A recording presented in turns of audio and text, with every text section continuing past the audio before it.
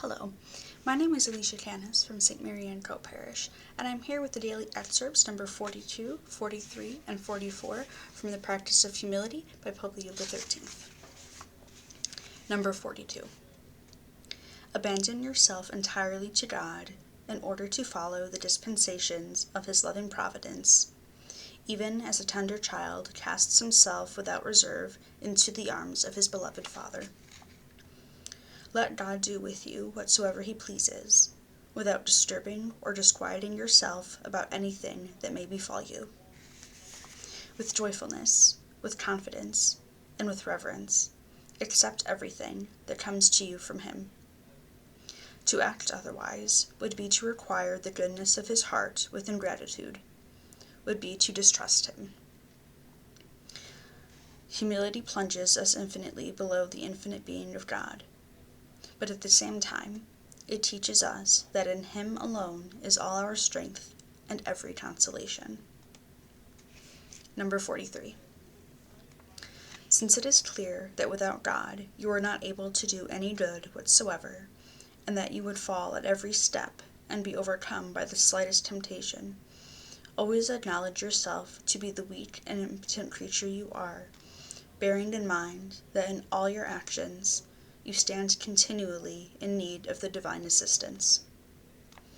By means of these thoughts, keep yourself inseparably united to God, even as the infant clings to the bosom of his mother, knowing of no other secure support. Say often with the royal prophet, "Unless the Lord had been my helper, my soul had almost dwelt in hell." And, "Look you upon me, and have mercy on me, for I am alone and poor." And, "O God, come to my assistance. O Lord, make haste to help me."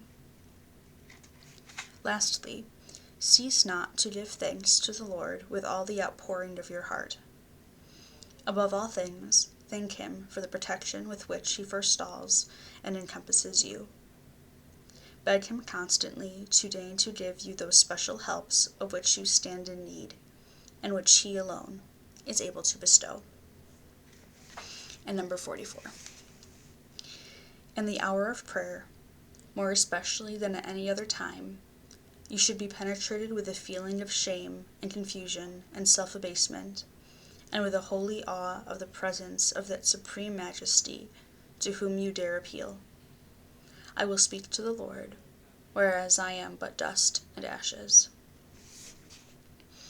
If in your prayer you receive some extraordinary favor, you should at once believe yourself to be unworthy of it, and understand that God has bestowed it upon you gratuitously, and out of His pure mercy. Guard yourself well against imagining that it belongs to you of right, and guard against taking any vain complacency in it. And if you do not receive any such signal gift, you should not be on that account cast down. Rather reflect that much yet remains for you to do before you are worthy of such favors, and that God is exceedingly good and worthy and patient even in permitting you simply to lie at His feet, and to be, as it were, like the poor beggar, who waits whole hours at the door of the rich man's house, to obtain some trifling alms wherewith to alleviate his misery. Thank you for joining us today. I'll be back tomorrow with the next daily excerpt from the Practice of Humility. God love you.